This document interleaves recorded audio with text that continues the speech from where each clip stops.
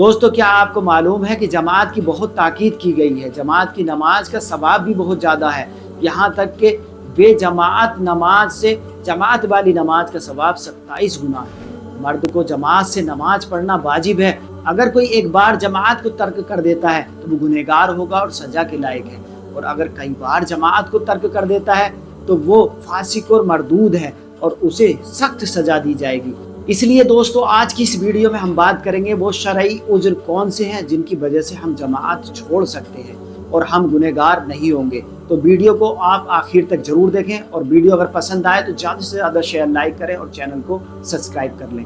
आइए दोस्तों वो शरई उज़्र कौन से हैं उनके बारे में जान लेते हैं। सबसे पहली वजह, सबसे पहला उज़्र ऐसी बीमारी जो मस्जिद तक जाने में उसे परेशानी हो। दोस्तों अगर कोई शख्स इतना बीमार है कि वो मस्जिद तक नहीं जा सकता, वो चलने फिरने से परेशान है, इतना कमज़ोर है कि वो अगर मस्जिद तक जाएगा तो उसे बहुत मशक्क़त उठानी पड़ेगी और उसे डॉक्टर ने चलने फिरने से मना किया है, तो शरीयत ऐसे इंसान को परेशानी में डालने की बजाय आसानी का रास्ता देती है। लेकिन दोस्तों ये बात हमें अपने दिल से पूछनी होगी, क्या हम इतने कमज़ोर हैं, क्या हम इतने बीमार हैं कि मस्जिद तक नहीं जा सकते?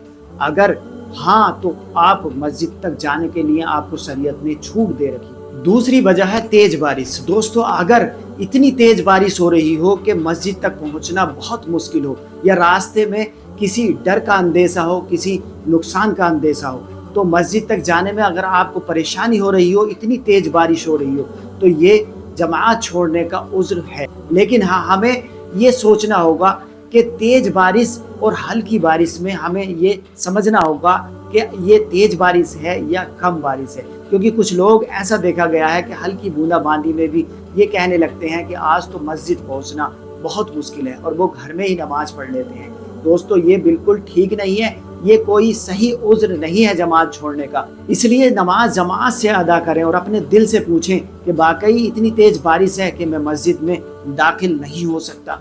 अगर हो सकते हैं तो मस्जिद में दाखिल हों और वह जमात नमाज अदा करें। तीसरा उज़्र है रास्ते में बहुत ज़्यादा कीचड़ होना। दोस्तों कभी कभी ऐसा होता है कि रास्तों में बहुत ज़्यादा कीचड़ हो जाती है, फिसलने का डर रहता है, चोट लगने का डर रहता है।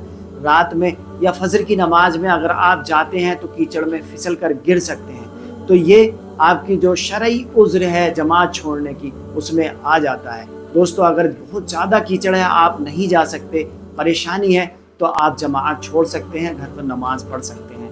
लेकिन आपको ये देखना बहुत ज़रूरी है कि हाँ वाकई इतना कीचड़ है कि आप मस्जिद तक नहीं पहुँच सकते। चौथी वजह है सख्त सर्दी। इस्लाम इंसान की हालत को देखता है।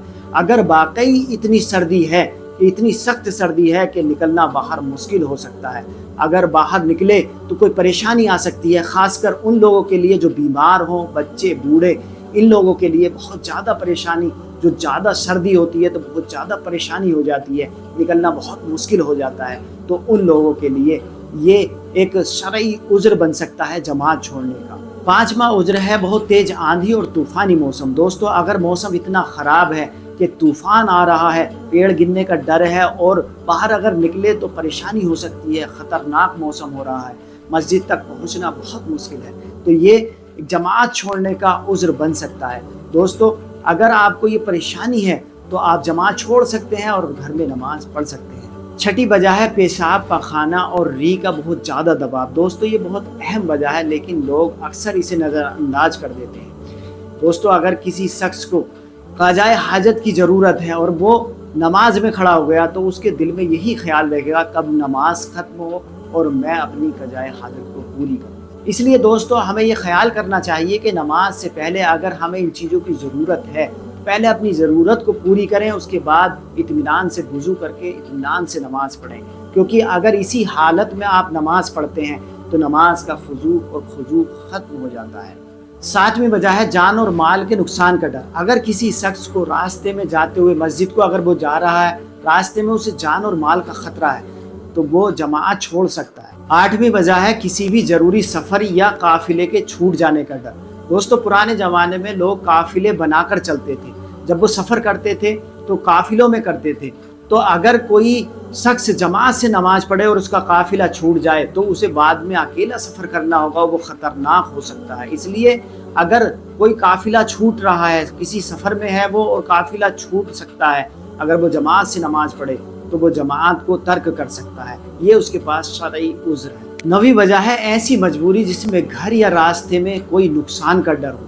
دوستو اگر گھر سے وہ جماعت کے لیے جائے گا تو گھر میں کوئی ایسی مجبوری ہے کہ اس کے پیچھے کوئی نقصان ہو سکتا ہے، اس کی کوئی ایسی ذمہ داری ہے کہ وہ گھر نہیں چھوڑ سکتا، تو اس کے پاس بھی شرعی عذر ہے، وہ جماعت چھوڑ سکتا ہے۔ لیکن شریعت مجبوری دیکھتی ہے، بہانے نہیں۔ دوستو 10ویں وجہ اور سب سے آخری وجہ یہ ہے کہ ایسی حالت ہو انسان کی کہ اسے مسجد میں جانا مشکل ہو۔ دوستو اگر اس کے حالات ایسے ہیں کہ وہ مسجد میں نہیں جا سکتا، جیسے اگر وہ بینائی کھو چکا ہے، اگر کسی طریقے سے وہ اپاہج ہے، یا بہت ساری پریشانیاں ایسی ہوتی ہیں کہ وہ مسجد تک نہیں پہنچ سکتا، تو اس کے سامنے بھی شرعی عذر ہے۔ لیکن دوستو ہمیں یہ سمجھنا ہوگا کہ واقعی ہم اتنے مجبور ہیں کہ مسجد تک پہنچنا مشکل ہو جائے گا، تبھی آپ جو ہے جماعت چھوڑیں۔ نہ تو دلوں کے حال اللہ تعالیٰ جانتا ہے، اگر آپ کے دل میں خالی بہانہ ہوا تو یہ کوئی شرعی عذر نہیں ہے، آپ گنہگار ہوں گے اور اس کی سزا آپ کو ضرور ملے گی۔ اگر آپ کو مجبوری ہے، واقعی شرعی مجبوری ہے کہ آپ مسجد تک جماعت میں شامل نہیں ہو سکتے، تو اللہ تعالیٰ بہتر جانتا ہے، وہ دلوں کے حال جاننے والا ہے، تو آپ کو گھبرانے کی ضرورت نہیں ہے۔ اگر آپ کو مجبوری ہے تو آپ بنا جماعت کے نماز پڑھیں، اور نماز ضرور پڑھیں، ہر حالت میں نماز پڑھنا فرض ہے، نماز کو بالکل نہیں چھوڑنا ہے۔ کبھی آپ یہ سوچیں کہ جماعت میں چھوٹ ہے تو نماز میں بھی چھوٹ ہوگی، نماز ہر حال میں آپ کو پڑھنی ہے، ہر حالات میں نماز کو ادا کرنا ہے۔ دوستو یہ 10 شرعی وجہ میں نے آپ کو بتائی جن کی وجہ سے آپ جماعت چھوڑ سکتے ہیں اور گنہگار نہیں ہوں گے۔ لیکن اگر یہ وجہ نہیں ہے اور آپ ایک بار بھی جماعت چھوڑتے ہیں تو آپ گنہگار ہوں گے اور آپ کو سزا ملے گی، اور اگر بار بار آپ جماعت چھوڑ دیتے ہیں تو آپ بہت بڑے گنہگار ہوں گے اور اس کی بہت سخت سزا ملے گی۔